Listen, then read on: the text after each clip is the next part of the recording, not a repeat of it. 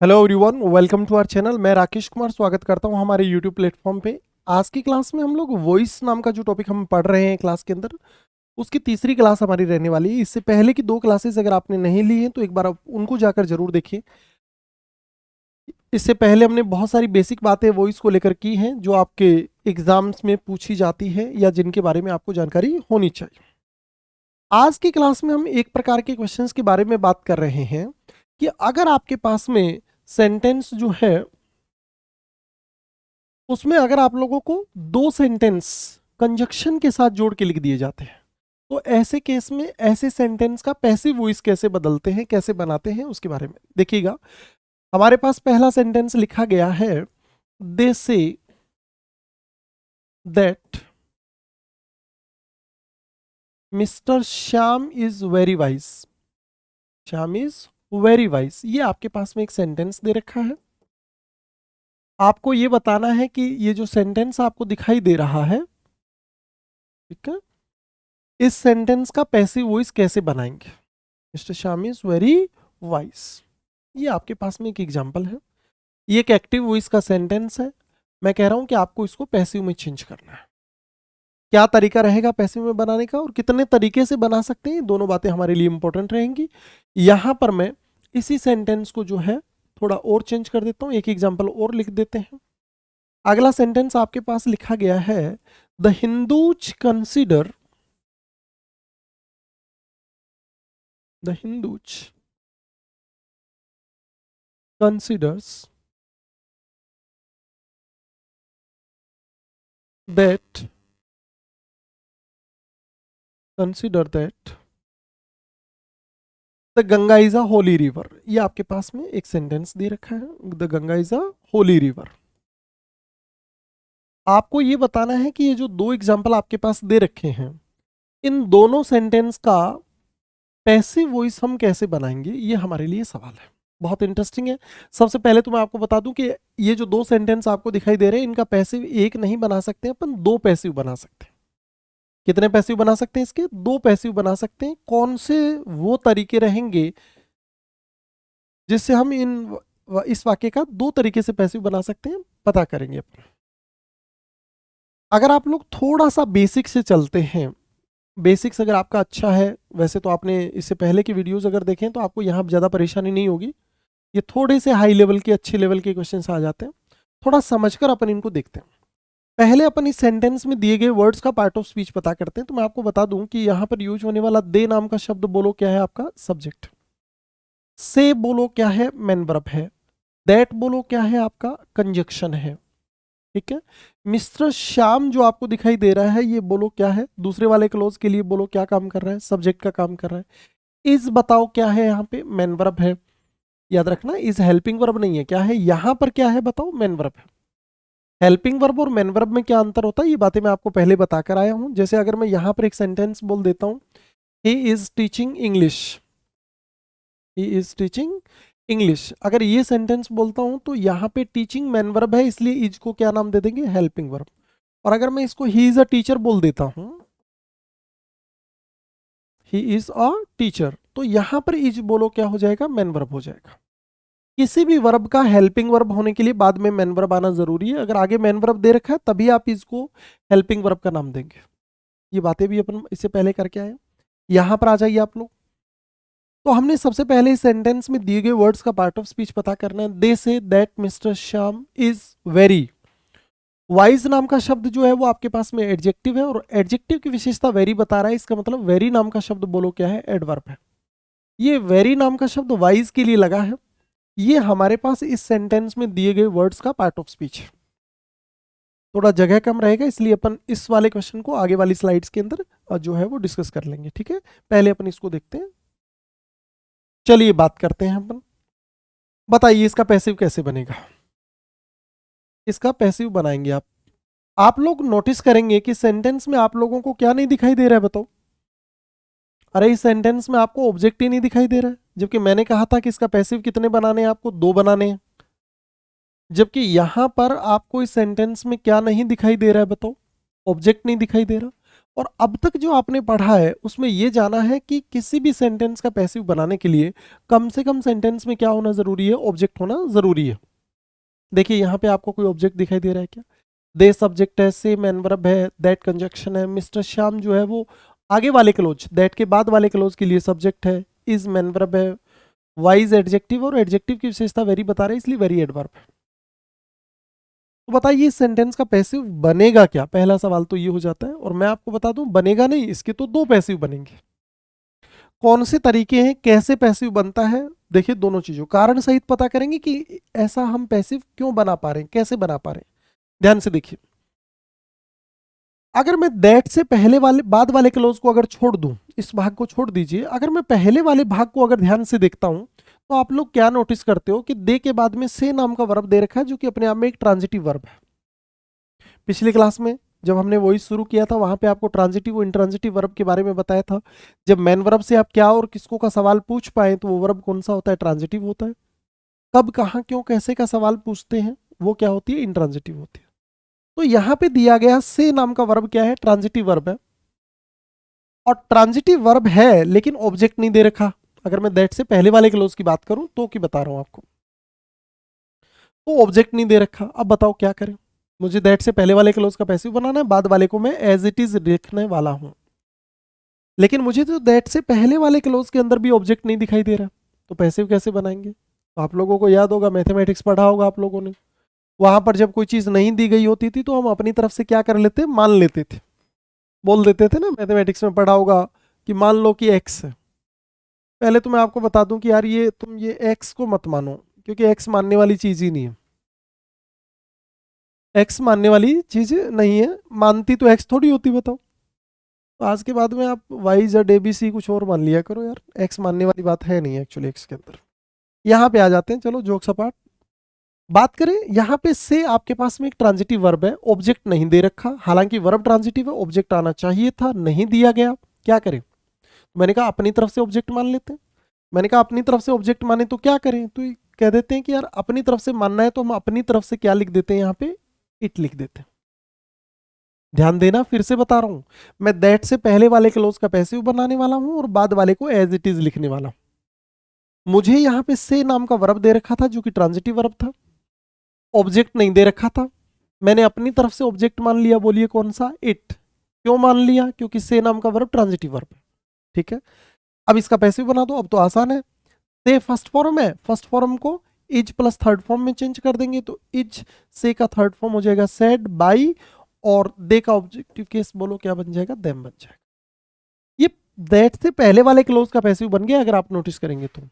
अब मैं क्या करने वाला हूं, ये जो दैट नाम का कंजक्शन है उसको एज इट इज लिख दूंगा और आगे वाले भाग को भी। तो बोलो सेंटेंस क्या रह जाएगा आपके पास? Mister Shyam is very wise. ये मेरे पास जो है इस सेंटेंस का पैसिव बनाने का पहला तरीका है। अब आपसे पूछ रहा हूं मैं फिर से, बताओ इस सेंटेंस का पैसिव हम क्यों बना पा रहे हैं? जबकि हमने तो कहा था कि पैसिव बनाने के लिए क्या होना जरूरी है? ऑब्जेक्ट होना जरूरी है। तो आज आपको एक बात समझ में आ गई कि पैसिव वॉइस बनाने के लिए आपके पास सेंटेंस में ऑब्जेक्ट होना जरूरी नहीं है, आपके पास वर्ब का ट्रांजिटिव होना जरूरी है। हो सकता है कोई ट्रांजिटिव वर्ब दे रखा हो और उसका ऑब्जेक्ट नहीं दे रखा हो, तो ऑब्जेक्ट हम अपनी तरफ से मान सकते हैं, जैसा कि हमने से नाम का जो वर्ब है उसका ऑब्जेक्ट हमने अपनी तरफ से मान लिया। तो ऐसा कोई भी सेंटेंस आपको देखने को मिल जाए जिसमें दैट कंजक्शन से जोड़कर अगर दो क्लोज लिखे गए हों और ऑब्जेक्ट नहीं दे रखा हो, पहले तो मैं आपकी मदद कर दूं थोड़ा सा, कि जब भी दैट कंजक्शन से जोड़ के कोई भी दो सेंटेंस लिखे गए होंगे तो ये वाला वर्ब हमेशा ट्रांजिटिव वर्ब आएगा। अरे हमेशा कौन सा वर्ब आएगा? ट्रांजिटिव वर्ब आएगा। चाहो तो आप पता कर सकते हो, चाहो तो पता कर सकते हो। दे ने कहा कि श्याम बहुत ईमानदार है, वाइज है, बुद्धिमान है। अब मैं पूछ रहा हूं दे ने क्या कहा, तो आप कहोगे श्याम बहुत ईमानदार है। तो मतलब ये पूरा वाला जो क्लोज है, आगे वाला पूरा क्लोज जो है वो इस वाली वर्ब के लिए बोलो क्या काम कर रहा है? ऑब्जेक्ट का काम कर रहा है। क्योंकि इस ऑब्जेक्ट को बनाने में सब्जेक्ट प्लस वर्ब का इस्तेमाल हुआ है, इसलिए मुझे कंजक्शन दैट लगाना पड़ा। इसका मतलब दैट जब भी कंजक्शन के रूप में यूज होता है तो दैट के पहले दिया गया वर्ब जो होता है वो हमेशा ट्रांजिटिव वर्ब ही होता है। आप अगर और बेहतर जानना चाहते हैं और डीप में जानना चाहते हैं तो चलिए, आप लोगों ने नरेशन नाम का टॉपिक पढ़ा होगा। नरेशन में क्या करते थे हम लोग? कंजक्शन के रूप में दैट लगाया करते थे, सेड टू को टोल्ड में चेंज किया करते थे, आस्क्ड में चेंज किया करते थे, इन्फॉर्म्ड में। वो सारी की सारी ट्रांजिटिव वर्ब ही थी। वो सारी की सारी वर्ब कौन सी थी? ट्रांजिटिव वर्ब ही थी। तो जब भी दैट कंजक्शन के रूप में यूज होता है तो याद रखना उसका पैसिव डेफिनेटली बनेगा। तो ये वाला वर्ब ट्रांजिटिव था, हमने अपनी तरफ से इट नाम का ऑब्जेक्ट मान लिया क्योंकि यहां पे ऑब्जेक्ट नहीं दे रखा था। चलिए चलते हैं आगे। ये तो हो गया पहला तरीका। अपने पास क्या किया अपन ने? दैट के पहले वाले क्लोज में इट नाम का ऑब्जेक्ट हमने अपनी तरफ से मान लिया क्योंकि वर्ब ट्रांजिटिव था, और बाद वाले भाग को एज इट इज लिख दिया। अब मेरे पास दूसरा तरीका क्या है? तो बात किसके लिए कही गई है बताओ? श्याम के लिए कही गई है। किसके लिए कही गई है बताओ? श्याम के लिए। तो मेरे पास दूसरा तरीका क्या हो जाता है कि मैं जो ये मिस्टर श्याम, जो दूसरे वाला दैट कंजक्शन के बाद वाला जो क्लोज है, उसके सब्जेक्ट को सेंटेंस के शुरुआत में लिख देता हूं। मिस्टर श्याम लिख दिया मैंने। दूसरा तरीका। वर्ब तो आपके पास पूरे सेंटेंस में सिर्फ यही तो है, तो इसको चेंज करके इज और क्या लिख दिया भाई? सेड लिख दिया। यहां तक तो हो गया। अब मेरे पास एक समस्या आ गई। बोलो क्या? समझ देखो, इस वेरी का कोई रोल नहीं है, वेरी नहीं लगाओगे तो भी चलेगा। बात है इस एडजेक्टिव की। मुझे इस सैड नाम का जो वर्ब है, ये सैड नाम का जो वर्ब है, इसके बाद में एडजेक्टिव लिखना है। और आपको बता दूं, सैड जो वर्ब है उसके बाद में आप एडजेक्टिव नहीं लिख सकते हो, आपको एडवर्ब लिखना होता है। एडजेक्टिव कौन सी वर्ब के बाद में आता है? बी वर्ब के बाद में आता है। एडजेक्टिव कौन सी वर्ब के बाद में लिख सकते हैं अपन? बी वर्ब के बाद में लिख सकते हैं। तो इसका मतलब मुझे यहाँ पे सैड के साथ में बी वर्ब लिखना होगा और फिर ही एडजेक्टिव लिखना होगा। अब सैड भी वर्ब है, बी भी वर्ब है, दो वर्ब साथ में आ जाती हैं, तो दोनों के बीच में बोलो क्या लगा देते हैं अपन? टू लगा देते हैं। मैं आपको फिर से बता दूं, मुझे ये टू और बी लिखने की जरूरत सिर्फ इसलिए पड़ी है क्योंकि मुझे इस एडजेक्टिव को लिखना है। टू बी और आगे लगा के क्या लिख दोगे? वेरी वाइज लिख दो। ये आपके पास में जो है वो सेंटेंस बन गया है। Mister Shyam is said to be very wise. एक बार थोड़ा सा मैं रिवाइज कर देता हूं चूंकि इंपॉर्टेंट है, फिर बिल्कुल ऐसा ही क्वेश्चन मैं आपको फिर से देने वाला हूं जिसका आंसर मैं आपसे पूछने वाला हूं। हमने कहा कि आज की क्लास में हम एक प्रकार के क्वेश्चंस के बारे में बात कर रहे हैं जहां पे दैट कंजक्शन से जोड़कर दो क्लोज लिखे जाते हैं। ऐसे वाक्यों का पैसिव कैसे बनाएंगे? जब हमने इस सेंटेंस को देखा तो हमें पता चला कि इस पूरे सेंटेंस में कोई ऑब्जेक्ट तो हमें दिखाई नहीं दे रहा था डायरेक्ट रूप से, तो सीधे रूप से तो कोई ऑब्जेक्ट दे ही नहीं रखा। लेकिन मैंने आपको बताया कि जब भी दैट कंजक्शन के रूप में यूज होता है तो ये वाला वर्ब ट्रांजिटिव वर्ब होता है। ऑब्जेक्ट नहीं दे रखा, कोई फर्क नहीं पड़ेगा, हम अपनी तरफ से ऑब्जेक्ट मान लेंगे। तो यहां से आपको एक छोटी सी बात और समझ में आ गई होगी कि किसी भी वाक्य का पैसिव वॉइस बनाने के लिए वर्ब का ट्रांजिटिव होना जरूरी है। ऑब्जेक्ट नहीं दे रखा है, हम अपनी तरफ से मान सकते थे। तो यहां पे ऑब्जेक्ट नहीं दे रखा था, हमने अपनी तरफ से इट नाम का ऑब्जेक्ट मान लिया, दैट के पहले वाले क्लोज का पैसिव बना दिया, बाद वाले को एज इट इज लिख दिया। ये तो था हमारे पास पहला तरीका। इसी का दूसरा तरीका क्या करें बताओ? तो मैंने कहा कि दूसरा तरीका ये होता है जब भी दैट कंजक्शन से जोड़ के दो सेंटेंस या दो क्लोज लिखे होते हैं तो आप दैट के बाद वाले क्लोज को सेंटेंस के शुरुआत में लिख दीजिए। मिस्टर श्याम लिख दिया। वर्ब तो सिर्फ ये एक ही है, तो हमने इज और सेड बना दिया। यहां तक तो बन गया। अब मेरे पास समस्या क्या है कि मुझे वो वाइज नाम का जो एडजेक्टिव है ना, वो सेड के बाद में लिखना था। सेड के बाद में एडजेक्टिव लिखना था। अब सेड के बाद में एडजेक्टिव आ नहीं सकता क्योंकि सेड जो वर्ब होता है उसके बाद में तो एडवर्ब आना चाहिए। बी वर्ब के बाद में एडजेक्टिव आ सकता है, इसलिए मुझे मजबूरन अपनी तरफ से बी नाम का वर्ब जो है वो यहां पे रखना पड़ा। बी भी मैन वर्ब है, सेड भी मैन वर्ब है, तो दोनों के बीच में हमने बोलो क्या लगा दिया? टू लगा दिया। टू प्लस मैन वर्ब का फर्स्ट फॉर्म इन्फिनेटिव बन जाता है। आगे चल के नॉन फाइनाइट वर्ब नाम का टॉपिक आएगा, वहां पे आपको सिखाएंगे। और अब जो है मैं एडजेक्टिव लिख पा रहा हूं, तो बाद में मैंने वेरी वाइज लिख दिया। ये मेरे पास दैट क्लोज से जोड़कर लिखे गए सेंटेंस जो होते हैं उनका पैसिव बनाने का एक तरीका था। चलते हैं अपन इससे आगे। आगे चलते हैं अपन। इसी सेंटेंस को, बिल्कुल इसी प्रकार का एक सेंटेंस मैं आपको देने वाला हूं, आप मुझे उसका पैसिव बताने वाले हैं। वही सेंटेंस जो अभी हमने लिखा था। सेंटेंस आपके पास लिखा गया है, the Hindus consider that the Ganga is a Holi river. Ganga is a Holi river.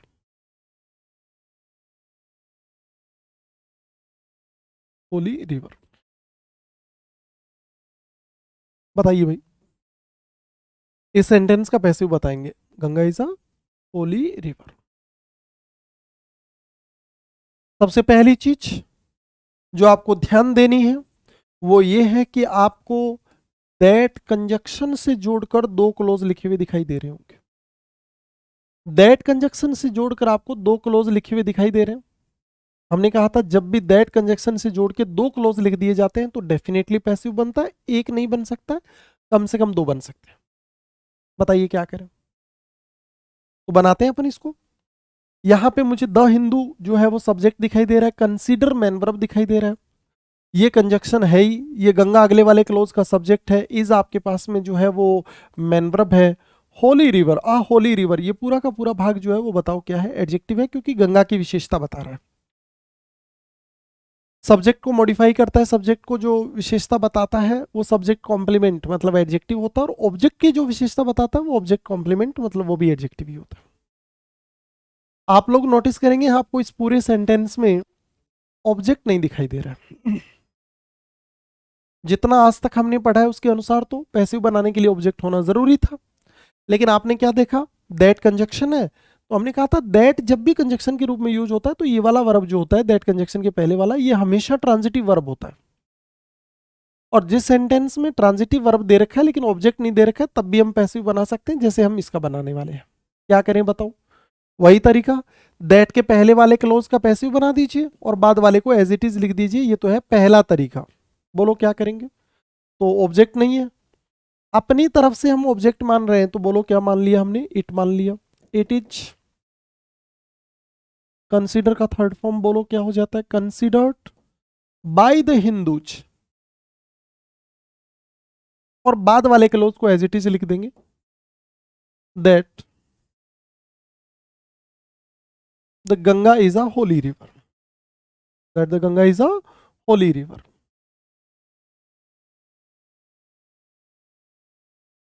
ये आपके पास में पहला तरीका है इस वाले सेंटेंस का जिसमें दैट क्लोज से जोड़ के दो सेंटेंस लिखे गए हैं उनका पैसिव बनाने का। अब बात करते हैं दूसरे तरीके के बारे में। इसी का पैसिव बनाने का दूसरा तरीका और देखते हैं भाई। क्या किया करते थे अपन? दैट क्लोज के बाद वाले सब्जेक्ट को अपन सेंटेंस की शुरुआत में लिख दिया करते थे, तो बोलो क्या करें? द गंगा, वर्ब तो कंसीडर ही है तो इज कंसीडर्ड में चेंज कर दो। फिर वही बात आ गई, आगे मेरे पास में एडजेक्टिव दे रखा है, और एडजेक्टिव को मैं कंसीडर नाम की वर्ब के बाद में तो लिख नहीं सकता हूं, इसलिए मुझे बी वर्ब चाहिए। बी वर्ब के बाद में एडजेक्टिव आ सकता है जो कि सब्जेक्ट कॉम्प्लीमेंट बना देगा। जैसे आप बोलते हो शी इज ब्यूटीफुल, तो मैं यहाँ पे इज के स्थान पे कोई दूसरा वर्ब नहीं लिख सकता हूँ, मतलब बी वर्ब के अलावा कोई दूसरा वर्ब नहीं लिख सकता हूँ।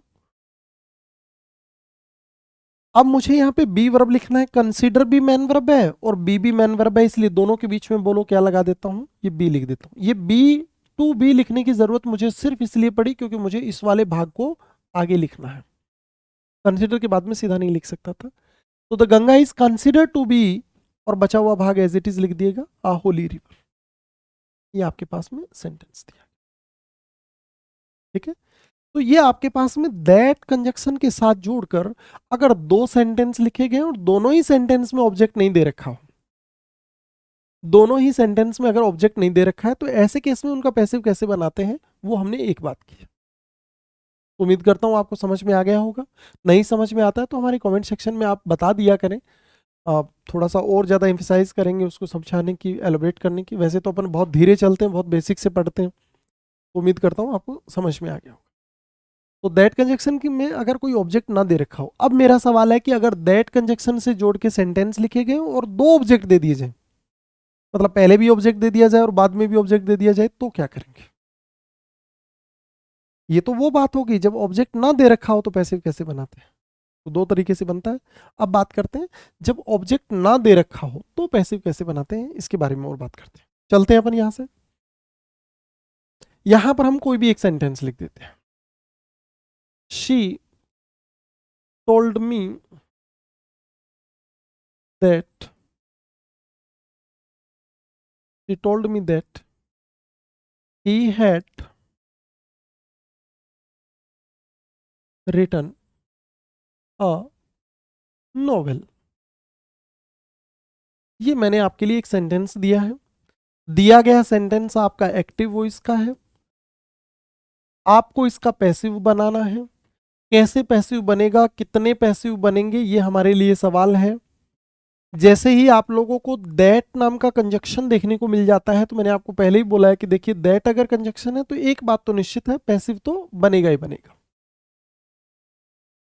तो पहले तो आप इस सेंटेंस में दिए गए वर्ड्स का पार्ट ऑफ स्पीच पता कीजिए। सी बताओ क्या है, सब्जेक्ट है। टोल्ड बताओ क्या है, मेन वर्ब है। मी बताओ क्या है, ऑब्जेक्ट। दैट के पहले वाले क्लोज में आपको ऑब्जेक्ट दे रखा है, बाद में चलते हैं।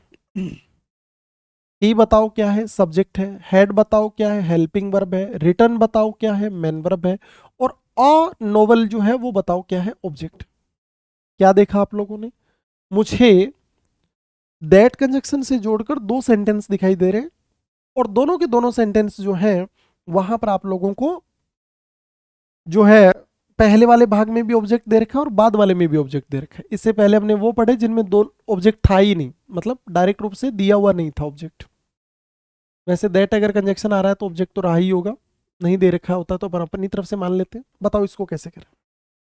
तो पहले तो यार जब दो ऑब्जेक्ट दे रखे हैं तो जाहिर सी बात है दो सेंटेंस हैं, दोनों क्लोज हैं, दोनों का बनाइए ना। एक का बनाने का क्या मतलब है, पहले तो दैट के पहले वाले क्लोज में चेंज कीजिए। तो बोलो क्या करेंगे, क्या करें बताओ।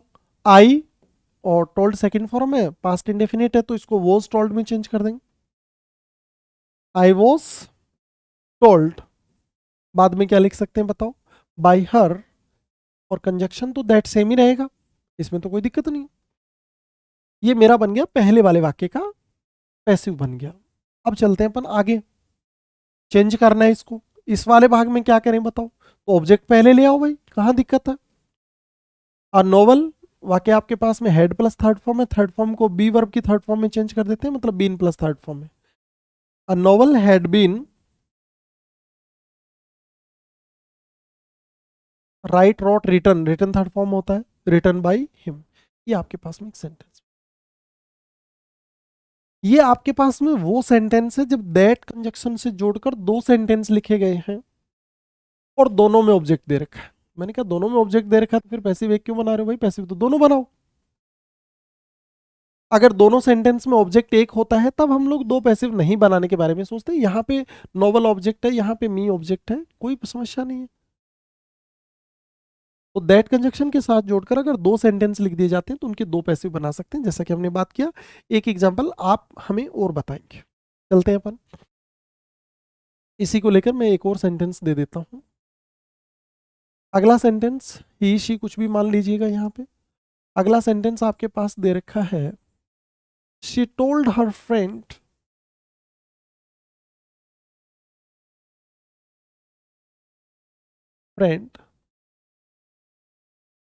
दैट ही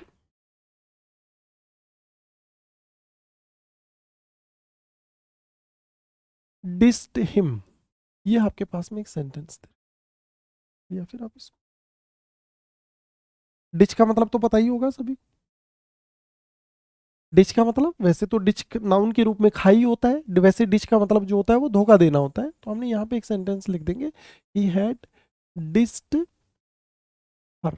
ये आपके पास में सेंटेंस दिया गया। सेंटेंस आपके पास एक्टिव वॉइस का है, मैं कह रहा हूं आपको इसका पैसिव बनाना है। पैसिव बनाने के तरीके क्या क्या होते हैं, पहले आपको दिए गए सेंटेंस में प्रत्येक वर्ड के बारे में थोड़ा पता होना चाहिए। पता करते हैं अपन।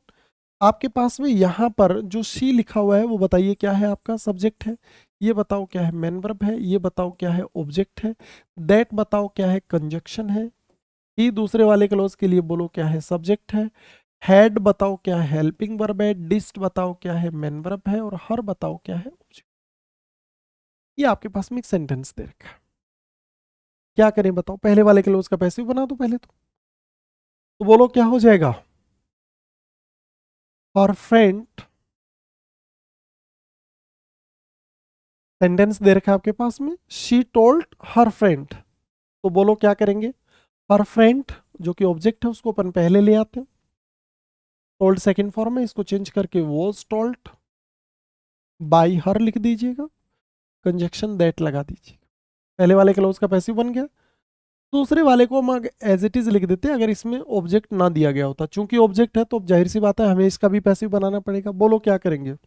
ऑब्जेक्ट शी पहले ले आओ, वाक्य परफेक्ट में है तो हैड बीन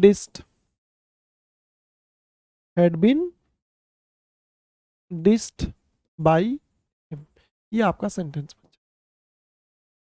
तो her friend was told by her that she had been dissed by him. ये आपके पास में उस सेंटेंस का पैसिव बन गया जिसमें दैट कंजक्शन के साथ जोड़कर अगर दो क्लोज लिख दिए जाए। हमने दो प्रकार के सेंटेंस के बारे में बात किया कि अगर आपके पास में दैट कंजक्शन से जोड़ के अगर दो क्लोज लिखे गए हैं, दोनों के अंदर अगर ऑब्जेक्ट नहीं दे रखा है तो पैसिव कैसे बनाते हैं, अगर दोनों के अंदर ऑब्जेक्ट दे रखे हो तो उनका पैसिव कैसे बनाते हैं। ये एक प्रकार के क्वेश्चन थे जिनके बारे में हमने बात की। आज के लिए बस इतना ही, धन्यवाद, मिलते हैं अगली क्लास के अंदर।